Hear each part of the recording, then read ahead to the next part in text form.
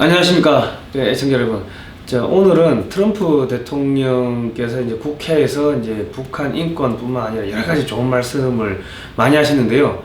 이 과거 독일 사례를 우리가 미루어서 비교를 해서 독일 통일 때도 어떤 이제 미국의 대통령들께서 이제 어떤 말씀을 하셨는지 그런 부분을 조금 비교해보는 그런 시간을 갖도록 하겠습니다.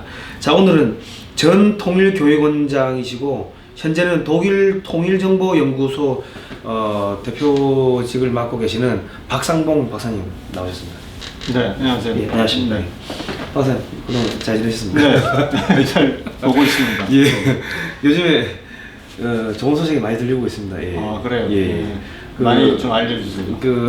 문재인 대통령 측근들이 갑자기 검찰이 많이 잡혀가는 어저께 트럼프 대통령께서 방한하자마자 그것과 동시에 뭐 전병헌 수석 뭐 측근이 또 뭐 체포되고 오늘은 누구죠 의전하는 탁현민 예. 뭐 그 친구가 또 검찰에 불구속 뭐 기소되고 뭐 등등 그런 아주 이상한 현상들이 많이 이제 발생을 하고 있습니다. 네. 이 과거 이제 통일 베를린 장벽이 무너질 때도 그런 일들이 좀 많았지 않았습니까? 오늘이 1989년 11월 9일 베를린 장벽이 붕괴된 지 28주년 되는 날입니다. 예. 그 베를린 장벽이 독일 통일과 베를린 장벽은 너무나 많은 스토리들을 그날 담아 있었죠. 트럼프 대통령이 어저께 우리나라에 와서 장장 40분 동안 대한민국 현대사를 쭉 강의를 하고 하셨는데 우리나라 누구로부터도 들어보지 못하던 최근에 뭐 예전엔 많이 들었습니다만 그런 강의를 미국 대통령의 입에서 뭐 이렇게 듣는 것도 좀 새롭다. 왜 우리가 그동안 이런 교육들을 우리 후세들에게 젊은 청년들에게 해오지 못했나 하는 뭐 아쉬움이 남고요. 베를린 장벽과 관련돼서 생각나는 분은 이제 일단 존 F 케네디죠. 그러면 박사님, 그럼 그 당시에 베를린 장벽이 붕괴될 때도 그 미국의 대통령들께서 이제 베를린에 가서 뭔가 의미심장한 이야기들을 하고 나서 여러 가지 변화들이 많이 생겼습니까? 그렇죠. 예, 그런 부분을 좀 말씀 좀 부탁드리겠습니다. 일단 뭐 베를린 장벽 붕괴되기 2년 전인가요? 그땐 뭐 한참 1980년대 중반에 고르바초프가 소위 말하는 페레스트로이카, 글라스노스트 개혁 개방 정책을 추구할 때 그때 이제 레이건 대통령이 베를린 다녀왔죠. 그 베를린 장벽 앞에 딱 서갖고 미스터 고르바초프 오픈 디스 게이트라는 말을 유명한 말을 남겼죠.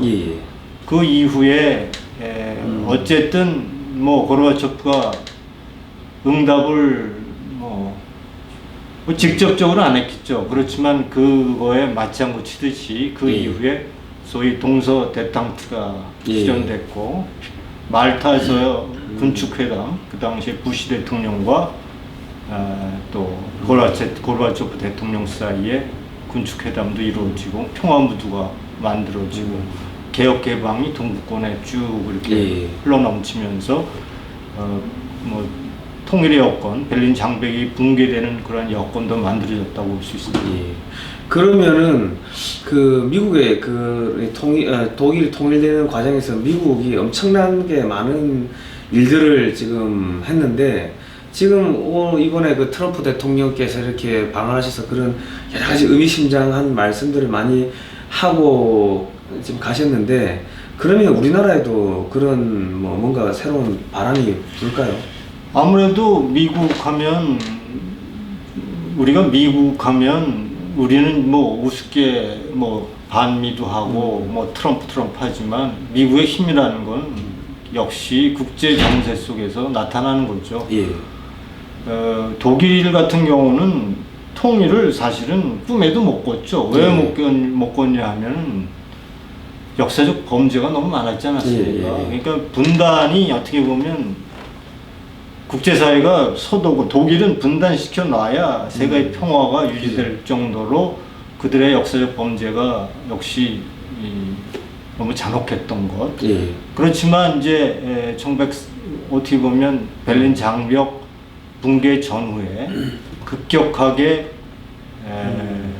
국제적인 분위기도 예. 이제 통일적으로 만들어지고 예. 거기서 중심적으로 역할한 게 미국이죠.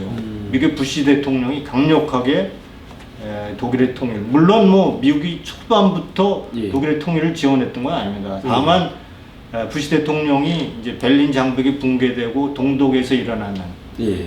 여러 가지 저항 운동 있죠. 예. 공산 독재에 대한 저항 운동을 이렇게 보니까 도저히 이건 되돌릴 수 없겠다. 그 저항 운동을 이끌었던 분이 지금의 메르켈 총리죠. 그 중에 한 분. 예. 그리고 지난 대통령이었던 가오쿠 예. 대통령, 이런 분들이 1989년도 그 동독의 그 저항 운동을 이끌던 사람이에요. 이제 부시 대통령이 이렇게 보니까 동독의 그 저항 운동을 되돌릴 수 없다는 것을 직감적으로 파악한 겁니다. 예. 그러니까 부시 대통령이 전면에 나서서 예. 독일 통일을 백업하기 시작한 겁니다. 그렇게 함으로 인해서 이제 소련이 움직이기 시작했고, 예. 소련은 당시에 고르바초프 대통령이 개혁 개방을 추진하는 과정에서 소련 내에 보수 공산 세력과의 엄청난 마찰이 있었고, 예. 오히려 뭐 유배되는 경우도 있지 않았습니까? 예. 그죠.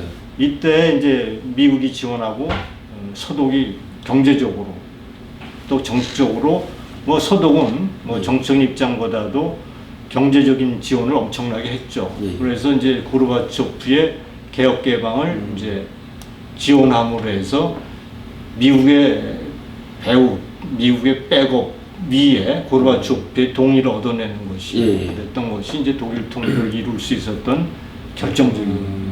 그러니까 미국이라는 큰 나라가 지지해주고 예. 그 백그라운드 밑에서 하에서 소련을 움직이는 것이 결국 통일에 거의 불가능했다고 예. 생각했을 정도의 통일을 이룰 수 있었던 그러한 국제 정세라고 볼 수 있습니다. 그 지금 이제 국제 정세 돌아가는 거 보면은 미국이 사실은 뭐 중국을 뭐 경제 보복 카드 가지고 꼼짝 못하게 지금 만들어 놓고, 그리고 주변에는 항공모함들을 엄청나게 띄워놓은 다음에 막말로 너 까불면 죽어 뭐 이런 식으로 거의 반협박하듯이 해서 지금 뭐 움직이질 못하게 지금 만들어 놓은 상황이거든요. 예. 그렇죠. 예. 지금 이런 상황 같으면 통일의 기회가 좀 다가왔다고 봐야 되는 거 아니겠습니까? 뭐 어저께도 이제 트럼프 대통령의 국회 연설에서도 뭐 분명하게 말씀하신 것이 평화는 힘의 우위로 지켜져야 된다. 예. 그러니까 국제사회는 뭐 여러 가지 말은 많이 있습니다만은 힘이 없으면 평화를 지켜낼 수 없다.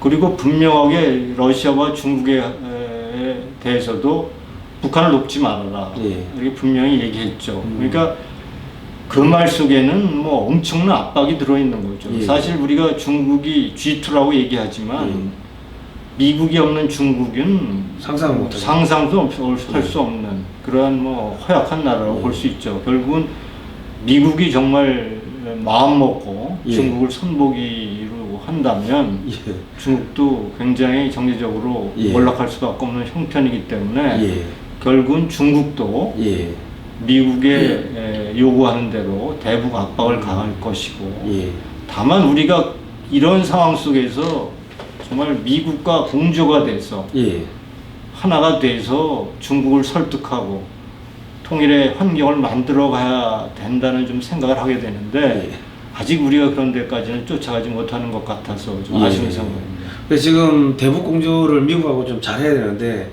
지금 보면은 상호 엇박자를 계속 좀 엇박자 있죠. 그러니까 미국은 이 대한민국을 좀 통일시켜 주려고 안달이 난 것 같고, 이 우리 정부는 이상하게 통일을 안 하려고 지금 안달을 하는 것 같고, 이상한 현상이 지금 좀 교차되고 있습니다. 통일 비용 문제 같은 것도 사실은 통일 비용을 얘기함으로 해서 그동안 우리가 통일에 대해서 너무나 비용을 부각하는 바람에 통일을 두려워하는 국민 정서가 만들어졌거든요.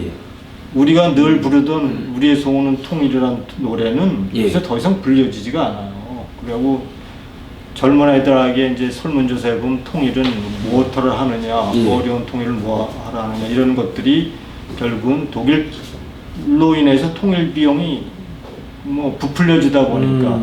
근데 사실은 오늘날에도 이제 독일 통일에 보면 통일 비용 얘기를 정부가 공식적으로 발표를 안 합니다. 이유는 뭐냐면 독일 통일 비용은 지금 그 개념 정의도 어렵고. 예를 들어서 동독이 이미 통일됨으로 해서 통일 비용을 다 갚았다는 주장도 많이 나옵니다. 제가 한 가지 예만 들면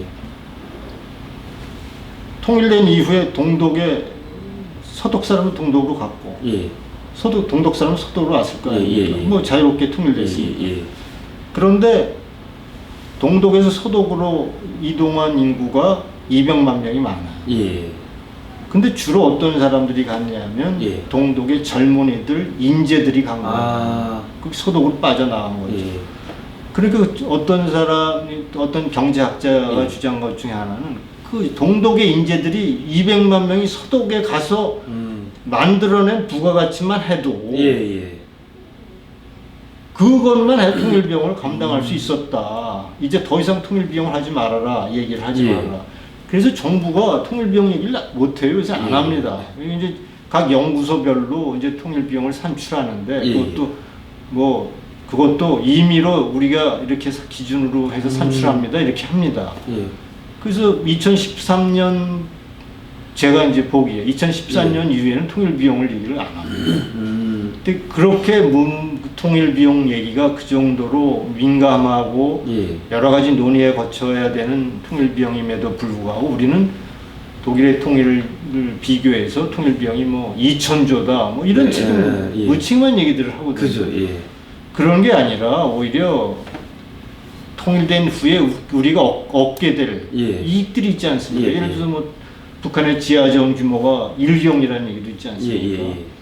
그러한 통일 이후에 우리에게 돌아올 좀 희망의 메시지를 전달해 줘야 그리고 우리가 설사 뭐 그런 희망의 메시지가 아니더라도 통일이 되면 2,400만 그 인권에 시달리고 자유와 정치적 압박 속에서 죽어가는 2,400만 북한 주민들에게 자유만 선사하는 것만 해도 뭐 경제적인 이익은 차치하고라도 그것만 하더라도 얼마나 그것이 가치 있는 일이겠습니까? 그죠. 그렇지 않고 통일에 대해서 너무 부정적인 얘기들을 그렇게 쭉 늘어놓는 것은 그것도 이제 독일 통일에 비해서 얘기하는 것은 그것은 독일 통일을 왜곡하는 것이다. 이렇게 얘기해 드릴 수 있겠습니다. 그러면 이게 지금 대한민국에서 이제 통일이 되면은 북한을 이제 재개발을 해야 될 거 아니에요. 재건을 해야 되면은 한국에 지금 우리나라 기업들 창고에 있는 어마어마한 재고들 그런 게 한꺼번에 소진되지 않겠습니까? 그렇죠.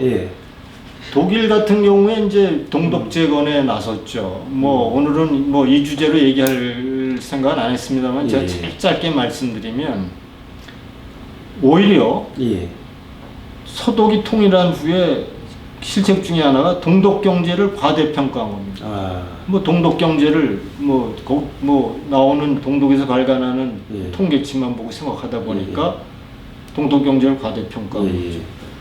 북한에서 나오는 북한 자료를 보면 북한은 낙원 아닙니까? 그죠. 에너지도 넘치고 신재생 에너지 최근에 제가 신에너지 관련된 북한 자료를 보니까 북한은 뭐 전기가 남아도는 재생 에너지로 천국이 뛰다 보니까 이제 그런 식이죠. 북한을 연구할 때 북한의 자료를 보면 안 됩니다.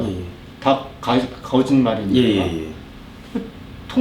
독일도 이제 북한 동독의 자료를 보고 동독을 평가하고 보니까 동독이 뭐 엄청난 경제 강국이에요. 근데 통일되고 보니까 이게 아니에요. 막상 뚜껑을 열어보니까 뭐 거의 기업의 3분의 1을 도산시켜야 되는 경쟁력이 없는 기업이 된 거예요.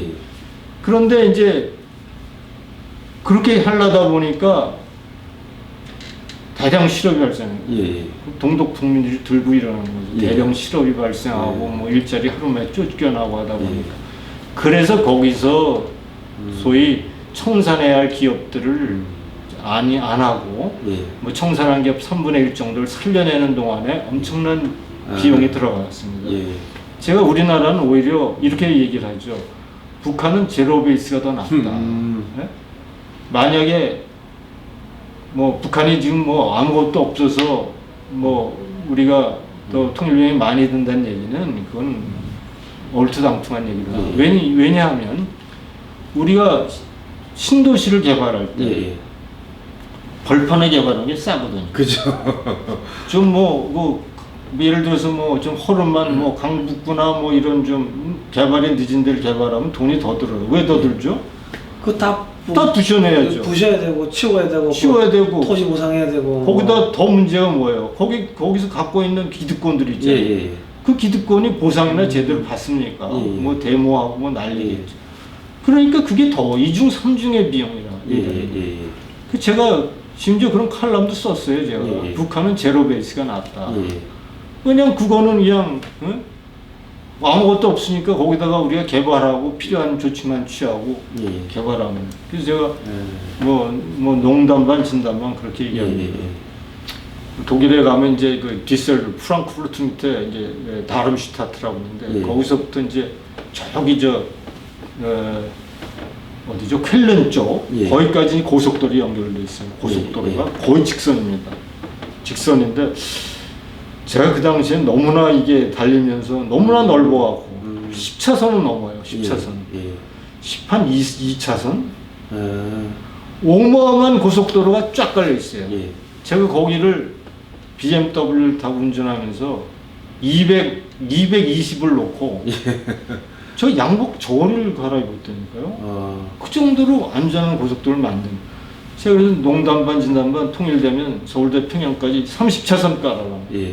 평양에서 원산까지 30차선.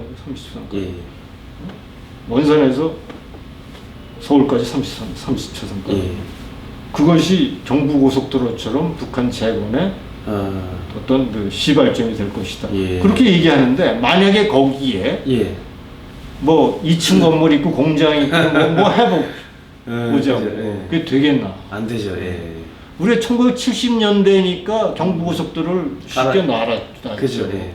지금 깔면 돈이 얼마나 들겠습니까? 이제 그런 우리가 통일과 관련돼서도 너무나 비용을 앞세워서 부정적인 그러한 얘기들을 꼭 해야 될 것이 아니고 통일이 가져다 줄 여러 가지 도덕적, 경제적, 정치적 이익들을 좀 고려해서 우리들이 균형적인 사고를 갖고 통일에 임할 수 있도록 그렇게 해주는 것도 독일 통일에 위해 주는 교훈이라고 생각합니다. 그 지금 그런 이제 독일 같은 경우는 메르켈 총리가 이제 지금 총리를 하고 있는데 이분이 이제 54년생인데 이제 함부르크에서 태어났어요. 네, 함부르크에서 태어났죠. 그죠, 그럼 이분이 아버지를 따라 이제 동독으로 들어가신 그쪽에서 뭐 대학도 다니고 이제 활동을 이게 한 걸로 알고 있습니다. 이분이 이렇게 함부르크는 서독, 그렇죠, 서독에서 동독으로 넘어가가지고 뭐 이런 여러 가지 활동을 해서 지금 총리까지 됐는데 이분을 좀 어떻게 평가를 해야 됩니까? 우리가 이제 해방 이후에 물론 이제 일제 식민지 시대에 일본에서 공부한 사람들이 많았지 않았습니까? 그죠, 예를 들어서 우리가 김정남의 장인이라고 그랬을까요? 성혜림의 아버지 성유경 씨 아닙니까? 그분도 이제 경상도의 지주 집안인데 이제 일본에서 공부하고 거기서 뭘 했냐면 사회주의. 왜냐면 일제 식민지 하에 그리고 조선 시대를 겪으면서 그 불공평한 그러한 그 사회를 겪으면서 사회주의가 희망인 것처럼 보였던 거예요. 그러니까 많은 지식인들이 사회주의가 답이다라고 그 당시에 생각했던 사람들이 많죠. 그때 예를 들어서 소련의 공산주의 혁명 초기고 그러니까 사회주의 실험이 시작됐던 시기였고 독일 같은 경우는 어떤 경우냐면 거기 이제 나치 정권을 겪다 보니까 나치의 그러한 그 정말 비인간적이고 독재 정권이고 잔혹한 정권에 대한 그 반발심 때문에 그것을 우리가 북한이 오히려 친일 청산에 적극적으로 나섰던 것처럼 동독이 그 나치 정권에 적극적으로 청산에 나섰거든요. 그러니까 그런 사람들이 그 동독에 기울었던 사람들이 많아요. 적지 않아요. 지식인 중에. 그래서 동독으로 간 사람들이 많습니다. 물론 뭐 우리가 많은 동독에서 서독 온 사람이 400만 명입니다. 분단기 한번에 동독에서 서독에서 동독으로 간 숫자도 50만 명이 됩니다. 그럼 50만 명 중에 어떤 사람이 속해 있을까요? 제가 얘기했던 메르켈 총리 아버지는 목사님인데 그 목사님은 뭐 선교의 열정도 있었고 나치에 대한 반발심도 있었고 또 어떤 케이스가 있었을까요? 뭐 글쎄요. 서독에서 뭐 예를 들어서 범죄자, 예. 뭐 빚을 왕창 지고 도망가고 이런 사람도 있었겠죠. 이런 사람들이 한 50만 명이 넘어갔습니다. 근데 물론 400만 명이 동독에서 서독으로 넘어왔죠. 메르켈 총리 같은 경우는 이제 그런 케이스죠. 그런 케이스인데 아버님이 이제 동독에서 살면서 동독의 현실을 보게 되죠. 그리고 이제 메르켈 총리도 어릴 때부터 이제 그러한 그 소위 민주 의식을 갖게 됩니다.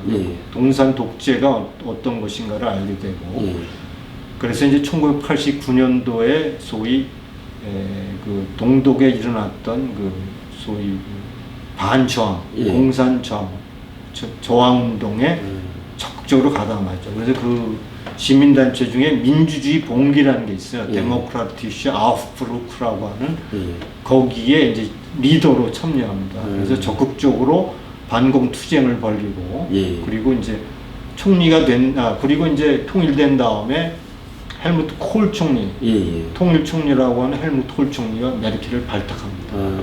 그래서 대변인도 시키고 뭐 거기 장관도 시키고 이렇게 하면서 길러냅니다. 그래서 이제 지금 이제 3선을 했고 지금 4선 12년 임기가 끝났습니다. 그러니까 2005년에 총리가 되죠. 그래서 지금 3선을 좀 했고 지금 곧 4선 임기에 들어갑니다. 그러면 독일은 그 이제 1기가 몇 년으로 가야 돼요? 4년이죠. 4년. 예. 거기는 뭐 연임 뭐 제한 이런 그거 게 없죠. 예, 지금 뭐 미국은 뭐 연임까지만 하죠. 3번은 안 되지 않습니까? 우리는 단임이고. 거기는 뭐 장관이 지금 쇼이블레라고 그 당시에 통일 당시에 내무장이었던 쇼이블레라고 있는데 쇼이블레가 지금 얼마 전까지 재무장까지 했고 요번에 제가 알기에 김인년 총재 대표가 됐다고 이제 그렇게 알고 있는데 그분도 그때부터 장관이에요. 그분도 장관. 그러니까 장관 한번 하면 그 정권이 그 총리하고 같이 가는 겁니다. 거의 수명이. 예전에 한스 디트리 겐샤 외무장은 18년 외무장합니다. 18년. 그러면 결국 그렇게 장기적으로 집권을 하니까 뭔가 중장기적인 국가 비전과 플랜 뭐 이런 것들을 세우고 추진할 수 있는 또 장점은 있겠네요. 그렇죠. 그래서 그러니까 이제 국민들이 투표로 하는데 자기가 추진하고 있던 그 4년 동안의 그 정책들이 국가의 이도를 이뤘고 정말 국가에 기여했다고 생각하면 계속 찍는 겁니다. 계속 찍으니까 4선도 하고 그러니까 헬무트 콜 총리도 4선 했거든요. 16년 했어요. 통일 전 8년, 통일 후 8년. 메르켈 총리는 지금 12년째죠.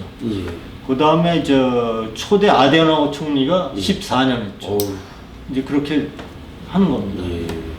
사실은 우리나라도 박정희 대통령이 18년 동안 이게 집권하면서 이 중화공업 투자라든지 이렇게 대한민국이 지금의 기틀을 마련하는 계기가 사실은 됐거든요. 그렇죠. 근데 이제 우리나라는 좀 우리는 사실은 민주주의를 할 기회가 없었잖아요. 독일은 뭐 바이마르 공화국도 겪고 그러니까 이제 우리 같은 경우는 이제 거의 뭐 조선 시대에서 대한제국이라고 하지만 뭐 명분이고 그야말로 봉건 조선 왕조에서 일제 식민지를 거쳐서 이승만 대통령의 자유민주국가로 그냥 넘어오던 바람에 그러니까 민주주의를 배울 만한 그런 뭐 환경이 아니었죠. 그러니까 어떻게 보면 이제 그 소위 개발 독재가 필요했던 시기고 예. 개발 독재라는 후유증을 좀 남긴 측면은 또 있죠. 예. 그래서. 자, 그러면 이게 지금 이제 가장 민감한 문제가 이제 난민 문제가 있는데요. 지금 메르켈 총리가 계속 이제 난민을 받아들이다 보니까 지금 뭐 난민에 의해 가지고 독일의 여성들이 뭐 강간을 당한다든지 뭐 여러 가지 지금 뭐 엉망진창인 상황이 벌어지고 있습니다. 그럼에도 불구하고 또 난민을 계속 받아들이겠다 이렇게 해가지고 지금 문제가 있는데 어떻게 이 부분은 어떻게 봐야 되는 겁니까? 난민 문제는 사실은 예. 이게 뭐 어쨌든 정치적 또는 경제적 압박을 받아서 예. 어느 그날은 살지 못해서 예. 뛰쳐나오는 사람들이 예. 있지 않습니까? 예. 또 뭐 경제적 난민도 있습니다만은 그거보다 정치적 난민들이 또 많죠. 예. 독일 같은 경우는 사실은 독일은 지금 EU, 유럽의 리더 국가로 할 정도로 통일 이후에 경제적으로도 정치적으로도 막강한 힘을 키워왔는데 예. 독일은 또 국제사회에 진 빚이 있습니다. 네. 이제 나치 정권 때문에 유태인 학살, 유태인 홀로코스트라고 예. 600만의 육세인 학살이라든가 예. 그 외에 유럽을 떠돌던 그 집시족, 로마라고 하는 그 예. 집시족, 신디 이런 예. 이런 거기다가 뭐 장애인 뭐 이런 사람 이런 데에 대한 엄청난 인권 박해와 예. 처형 이런 그 국제적인 역사적인 인류의 그 죄악을 저지른 민족이었기 때문에 비교적 그 난민을 수용하는 그러한 그 뭐 어떤 제도가 잘 정착돼 있습니다.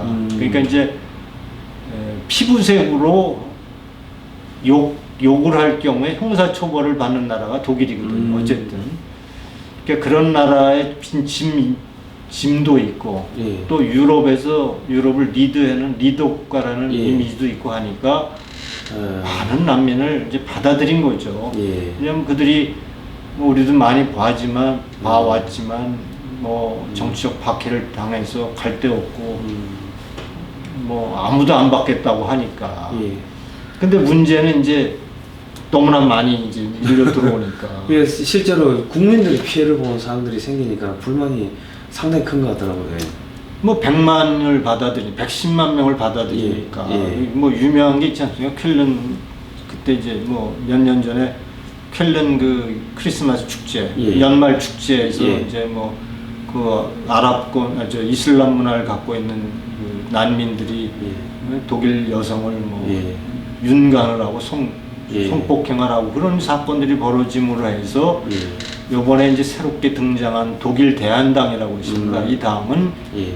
아주 공개적으로 들고 나옵니다. 반외국인 정책을 피는 당으로. 그래서 독일 사회에서는 그 정당을 독일 대한당을 신네오나치 정당이다 할 정도로 반외국인 정서를 듬뿍 이제 얘기하고 득표를 얻어서 3당이 됐어요. 예, 예. 3당. 그러니까 이제 김인년, 3인당, 예. 그다음에 이제 독일 대한당이 된 겁니다. 예. 이 당은 이제 주로 동독에서 표를 얻습니다. 예. 동독은 이제 통일 이후에 뭐 지금 물론 뭐 국민소득 3,000불이 넘었습니다. 예. 3만 불이 넘었습니다만 동독만 따져서. 예. 근데 이것이 서독과 차지할 때 한 10,000불 이상 차이 나거든요. 예. 그러니까 뭐 3만 불이면 이제 예전에 비하면 엄청나게 잘 살고 있지만 또 서독과 비하면 아직도 자기네들이 지금 못 미친다고 보는 거죠. 예. 불만이 많고 서독에 대한 정부에 대한 불균형 정책을 얘기하고 있지 않습니까? 예.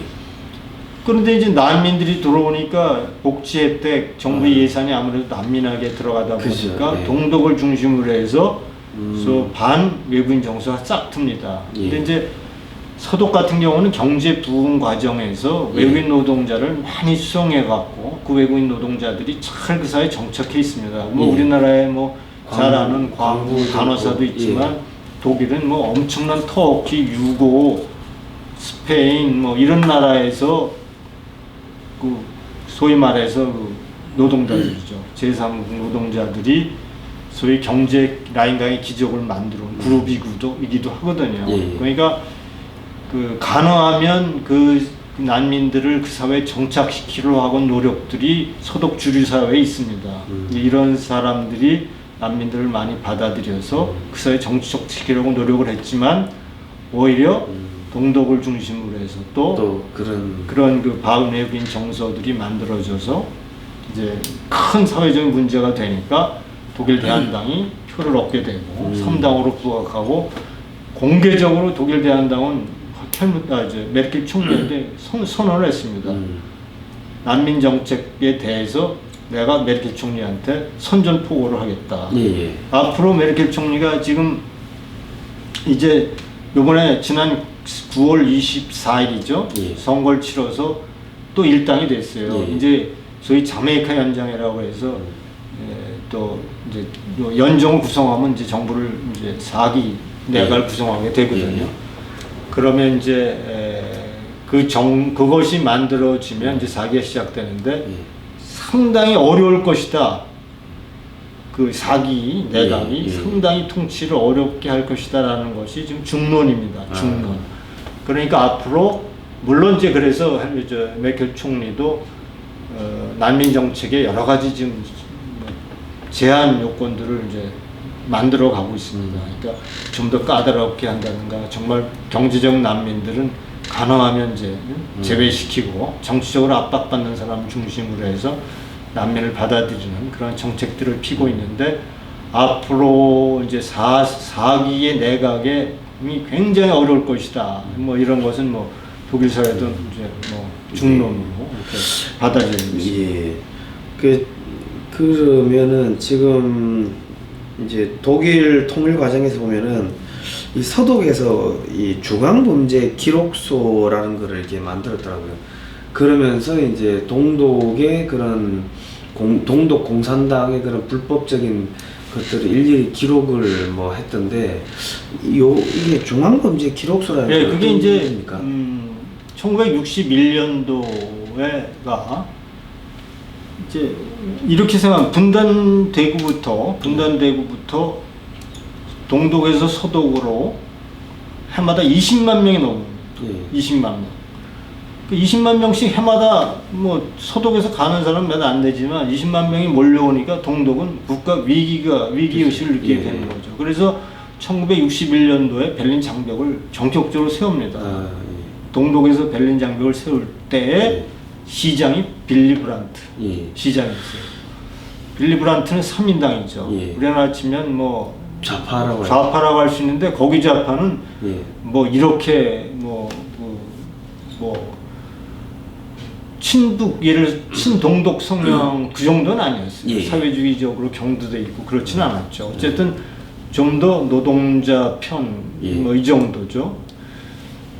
그래서 그걸 보고 베를린 시장이 베를린 장벽을 설치했는데 베를린 장벽을 탈출하는 사람들에게 총격을 가해서 사람이 죽어나가니까 그러니까 동독 공산 정권의 불법 행위들을 기록하는 기록서를 만들어야겠다고 해서 빌리 브란트가 제안을 합니다. 좌파 정당에서 만든 거네요. 그렇죠. 그래갖고 이제 61년도에 그 니더 작센주의 그 북경지대죠. 북경지대에 그 잘츠키다라는데 중범죄 기록서가 만들어집니다. 근데 그 만들어지는 게 뭐 우리나라처럼 뭐 엄청난 기관이 만들어지는 게 아니라 기록서가 만들어져서 그거 뭐 인력 서너 명 데리고 시작하는 겁니다. 근데 그 당시에 이것이 예산이 25만 마르크. 물론 1960년대니까 그 당시에 1억, 그 당시에 우리 돈으로 1억 2천만 원쯤 되는 겁니다. 큰 돈 예산은 아니라는 거네요. 그렇죠. 그래서 그거를 초미니 비대칭 기구, 초미니 비대칭 무기라고 그런 별명을 붙이는 겁니다. 그것이 가져다 주는 그 효과. 그러니까 우리가 핵무기를 비대칭 무기라고 하지 않습니까? 그 조그만 기구가 동독의 불법 정권에게 주는 메시지가 굉장히 강했죠. 너희들은 지금 베를린 장벽을 탈출하는 동독 탈출자를 해서 사격을 하고 있지만 그 사격한 내용이 그대로 기록되고 있다. 그러니까 동독에서는 이제 빌리 브란트 지장이 1969년도에 총리가 됩니다. 연방 총리가. 그때 이제 동방 정책을 추진하는 그때 끊임없이 요구합니다. 잘츠키타 중앙범죄기록서를 폐기해달라. 예. 실제로 25만 마르크라는 예산은 11개 서독주에서 이렇게 나눠서 분담을 했거든요. 예. 일부 그 당시에 3인당이 집권하는 주에서는 예. 그 분담금을 안 내기도 했어요. 예. 동방정책이 막 되고 뭐 화해무드가 되고 동서독 기본합의서가 체결되고 하는 와중에 예. 그런 주가 있었는데 그때는 홀 총리가 연방 예산을 메꿔가면서 그걸 유지를 했죠. 통일 후에 그때 그 돈을 안 냈던 그 당시에 주 총리가 사과를 한 겁니다. 내가 그 당시에 이렇게 분담금을 안 낼 정도로 당시에 내가 한 것은 실수했다 할 정도로 이제 그렇게 해서 잘츠키타의 중앙범죄기록서가 만들어지고 그것이 통일을 이루는데 적지 않은 영향을 끼쳤다라는 얘기를 좀 드릴 수 있습니다. 그것이 이제 베를린 장벽과 관련돼서 예. 만들어진 이제 그럼 이게 기구라고. 이제 우리나라도 이런 기구를 만들어 가지고 북한의 그런 불법적인 반인권적인 인륜적인 뭐 그런 것들을 모조리 기록을 한다면은 이게 통일 후에 통일되는 과정에서 엄청나게 큰 효과를 발휘할 수 있겠네요. 우리가 그것이 작년에 북한 예. 인권법이 통과되면서 예. 그러한 그 뭐 시도가 있었죠. 예. 근데 이제 인권이라는 개념에 대해서 사실은 뭐 지금 문재인 정부는 어떤 생각을 갖고 있는지 모르지만 뭐 그동안에 이제 뭐 북한 붕괴를 바라지 않는다. 예. 뭐 그동안 뭐 민변이 뭐 탈북자들에 대해서 취하는 행태 보면 뭐 북한에서 뭐 중국 식당에서 내려왔던 탈북자들에게 뭐 북한으로 돌려보내라든가 뭐 연조권을 뭐 허용하라든가 탈북자의 인권에 대해서 취했던 집권 여당의 태도를 보면 이런 식의 그 중앙범죄기록서가 만들어지기는 지금 굉장히 어려울 것 같은 생각이 들고 만약 이게 만들어지면 큰 효과가 있겠죠. 예. 자, 그럼 뭐 지금 뭐 전체적으로 보면은 이제 우리나라 이제 통일이 좀 무르익은 것 같은데요. 이제 대한민국의 통일을 위해서 앞으로 우리 국민들이나 우리 정부가 어떻게 해야 된다. 뭐 그렇게 뭐 당부하실 말씀이 있으면 한 말씀 부탁드리겠습니다.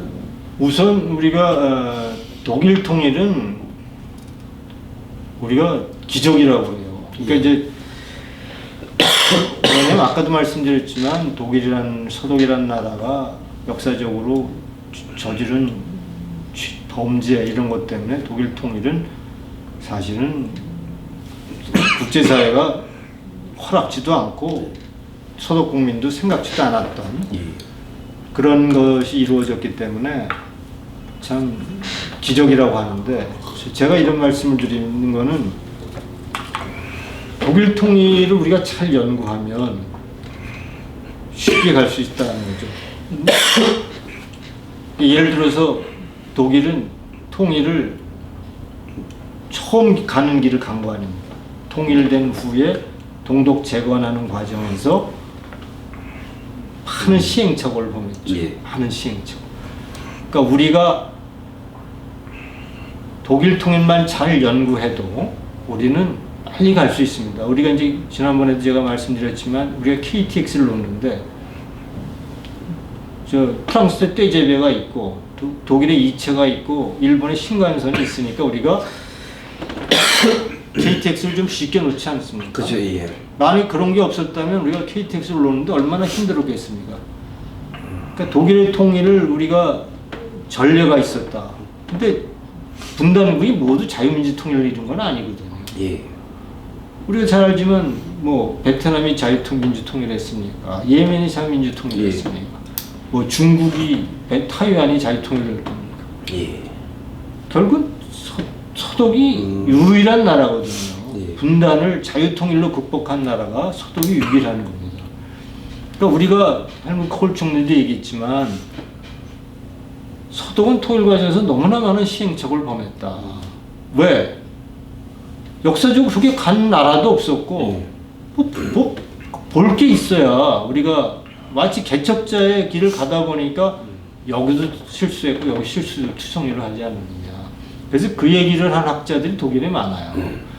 뭐 예를 들어서 독일에 지금 그 할레의 경제연구소장, 이분이 이제 밤베르크 대학의 경제학과 교수였는데 그분은 2013년도에 그런 글을 썼어요. 승계가 그 글을 쓴 걸 뒷사이트가 보도를 했는데 한마디로 얘기하면 한국 통일 독일보다 쉽답니다. 왜? 한국은 독일 통일이 가는 과정에서 범했던 시행착오만 피해가도 훨씬 쉽게 갈 수 있다. 그런데 자기가 보니까 한국에 와서 보니까 한국에는 통일연구소도 많고 각 대학마다 연구소가 있고 그런데 통일에 대한 사명감을 갖고 있는 사람을 발견하기 힘들다. 자기가 그걸 보고 놀랐다는 겁니다. 네. 왜 한국은 저렇게 통일이 가져다 주는 그 엄청난 그 기회와 가치와 이런 것들을 저버리고 예. 그저 통일이 안 되는 것들만 이렇게 얘기하고 있는지. 예. 아니다. 독일 통일만 제대로 연구해 봐라. 얼마나 우리가 간 길을 멀게 돌아간 길을 가깝게 단축해 갈 수 있는지를. 예. 그래서 그것이 코리아 카탈로그라고 하고 그분이 발표한 게 있어요. 그래서 예. 제가 2013년도에 아마 동아일보에 그거를 썼을 겁니다. 제가 그래서 코리아 카탈로그라는 제목으로 예. 동아일보에 기고한 게 있어요. 그 예. 내용이 독일은 크게 한 대여섯 가지 실수한 것들을 그 얘기를 한 겁니다. 예. 그 블룸 교수가. 제가 그걸 보고 코리아 카탈로그라고 하는 것들을 정리했었어요. 이런 것들은 우리가 피해야 되지 않겠느냐. 그것이 소독이 통일을 한 이후에 동독 재건 과정에서 범했던 실수 목록을 정리한 거거든요. 그래서 그런 것만 우리가 제대로 해도 예. 독일 통일은 한국 통일은 독일보다 쉽다. 예. 라는 거를 그분이 얘기한 거고 제가 이제 언제 또 기회가 되면 그걸 또 자세하게 얘기할 수 있는 기회가 될 것 같습니다. 예. 우리도 뭐 예를 들어서 뭐 우리도 뭐 독일 북한의 지하자원 같은 거 하나만 보더라도 우리가 그렇게 통일에 대해서 부정적으로만 생각할 필요가 없지 않느냐 이런 생각을 좀 하게 됩니다. 예. 알겠습니다. 오늘 장시간 이제 독일 통일을 미루어서 이제 한국 통일에 대해서 알아보는 시간을 가졌습니다. 독일 통일정보연구소 박상봉 대표님 오늘 좋은 말씀 감사드립니다. 네. 다음에 뵙겠습니다. 감사합니다.